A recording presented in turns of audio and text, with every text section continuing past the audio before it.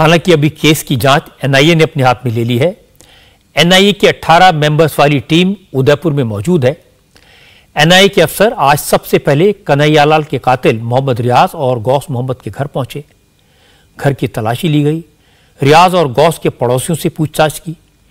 इसके बाद जांच टीम के अफसर उस फैक्ट्री में गए जिसके ऑफिस में रियाज और गौस ने कन्हैयालाल का गला काटने के बाद हत्या की जिम्मेदारी लेने वाला वीडियो बनाया था और फिर उसे सोशल मीडिया पर पोस्ट किया था। आज जांच में एक और बात सामने आई। इस बात के सबूत मिले कि उदयपुर में मोहम्मद रियाज और गौस मोहम्मद के मददगार भी थे। कुछ लोगों ने इन दोनों कातिलों को भगाने में मदद की थी। आज कुछ ऐसा सीसीटीवी फुटेज भी मिला जिससे पता लगा कि कन्हैयालाल की हत्या के बाद रियाज और गौस सबसे पहले एक वेल्डिंग शॉप पर गए थे। इस शॉप में दोनों ने कपड़े बदले, खाना खाया। ये वेल्डिंग शॉप रियाज के परिचित अमजद की है। पता यह लगा कि रियाज और गौस जिस बाइक से भागे थे उस बाइक को लेकर अमजद की दुकान पर काम करने वाला एक शख्स पेट्रोल पंप पर पेट्रोल भरवाने ले गया था। पेट्रोल पंप का सीसीटीवी वीडियो भी सामने आ गया है जिससे ये बात कंफर्म हो गई कि 2611 नंबर की बाइक लेकर एक शख्स पेट्रोल पंप पर गया था और उसने बाइक में 600 रुपए का पेट्रोल भरवाया था। मतलब साफ है, कन्हैयालाल के हत्यारों की उदयपुर में मदद करने वाले लोग मौजूद थे, उनकी बाइक में पेट्रोल भरवाने वाले लोग मौजूद थे और फिर वो इसी बाइक से अजमेर की तरफ भागे, लेकिन रास्ते में पकड़े गए। एक बार फिर मनीष भट्टाचार्य के पास चलते हैं। मनीष, अब इस केस के कातिल तो पकड़ लिए गए हैं, लेकिन जो संकेत सामने आ रहे हैं, जो बातें आप बता रहे हैं, उससे लगता है कि उदयपुर में कातिलों को कई लोगों की मदद मिली। तो क्या अभी इस केस में कई और नाम आने बाकी हैं? कुछ और लोगों को पुलिस पकड़ने वाली है? देखिए रजत जी, जो जानकारी हमें मिली है उसके मुताबिक बहुत चौंकाने वाले खुलासे हो सकते हैं, लेकिन उससे पहले ये भी चौंकाने वाला है कि कन्हैयालाल से पहले भी कई और लोग थे जो निशाने पर थे। सबसे पहली बात यह है कि एक व्यापारी जिसको धमकी मिली थी, शुरुआत वहां से होती है, क्योंकि बाबला नामक के एक ऐसे शख्स को गिरफ्तार किया था, उठाया था, उससे पूछताछ हो रही थी, तो उसमें यह पता लगा था कि जिस व्यापारी को धमकी दी गई थी सबसे पहले उसको कहीं ना कहीं निशाना बनाने की साजिश थी।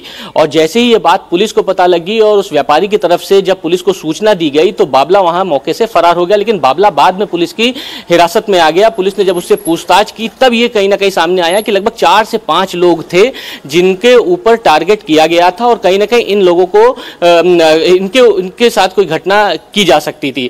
दूसरी बात यह है कि बाबला के साथ एक और साथी गिरफ्तार हुआ वसीम कादिर अटारी। इसकी तमाम फोटोज हैं जो कि गौस के साथ हैं। लगभग 2013-14 से ये दोनों दोस्त हैं और इसके साथ हैदराबाद या तमाम जगह पर जहां पर तकरीरें होती हैं वहां पर वो गया था। इसकी दोनों दोस्ती क्यों थी, इस बात पे सबसे गहन तलाशी ली गई तो पता लगा कि जो वसीम कादिर अटारी है वो बाकायदा एक म्यूजिक कंपनी चलाता है और उस म्यूजिक कंपनी में तकरीरें देता है और उस तकरीरों को अलग अलग जगह पर देने जाता है, इसलिए गौस ने उससे दोस्ती की थी।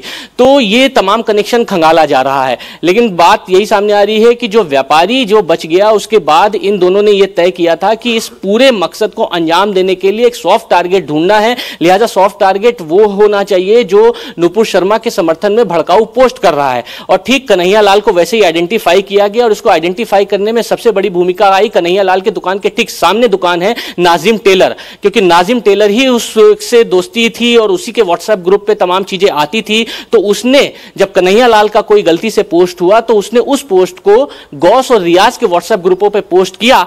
वहां से पूरी एक साजिश तैयार हो गई कि अगर ये व्यापारी बच गया है तो लिहाजा कन्हैया को कहीं ना कहीं इस पूरी घटना को अंजाम दिया जाए, कन्हैया को टारगेट किया जाए। तो पूरी तैयारी कन्हैया के साथ हो गई। उसके बाद कन्हैया को मौत के घाट उतार दिया। लेकिन अब कड़ियों को अगर हम खंगाल रहे हैं तो उदयपुर में मनीष, ठीक है आपने कड़ियां बताई, सीक्वेंस बताया, लेकिन आज के जमाने में तो इलेक्ट्रॉनिक सर्विलेंस होता है, कॉल रिकॉर्ड्स होते हैं, सारी बातें सामने आ सकती हैं, सारे कनेक्शन जोड़े जा सकते हैं। देखिए बिल्कुल, ये शायद कनेक्शन इसी वजह से जुड़ भी रहे हैं। सर्विलांस और जो सीडीआर हों या अन्य चीज़ें हों, उन चीज़ों से तलाशा जा रहा है। जो तमाम फेसबुक हो या सोशल मीडिया हो, उस पे जो फ़ोटोज़ हैं उनसे उन लोगों की पहचान की जा रही है। गौस और रियाज से रोज़ पूछताछ हो रही है, तब वो अपने तमाम जितने भी स्लीपर सेल्स हों या जो उनके कनेक्शंस थे उनको बताया जा रहा, उनको पुलिस गिरफ्तार कर रही है। और पुलिस तमाम लोगों के फ़ोन्स को सर्विलांस पे लेके रखी हुई है, इन लोगों से जिससे बात हुई है।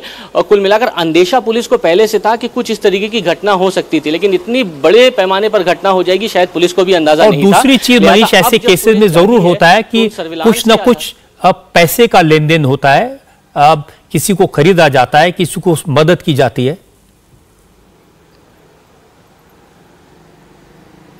देखिए बिल्कुल, ऐसे केसेस में तमाम चीज़ें होती हैं। रेडिकलाइज करने के लिए सारी कोशिशें की जाती हैं, क्योंकि गौस और रियाज ऐसे ही रेडिकलाइज नहीं होंगे, क्योंकि बहुत सोशली कनेक्ट थे। वो पूरे इलाके में लोगों से बातचीत करते थे। तमाम फोटोज़ में दिख रहा है कि सोशली तमाम शादी ब्याह समारोह में बड़े बड़े नेताओं से या अन्य लोगों से भी वो मुलाकात करते थे।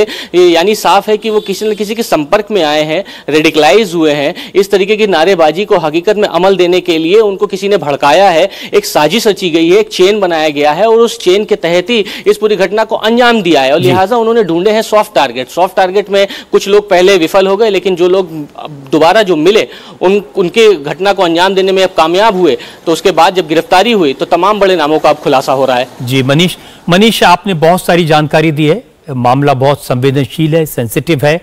आप इस पर नजर बनाए रखिए, और भी इंफॉर्मेशन आपसे लेंगे, और साथ साथ आप अपना ख्याल भी रखें। बहुत बहुत शुक्रिया।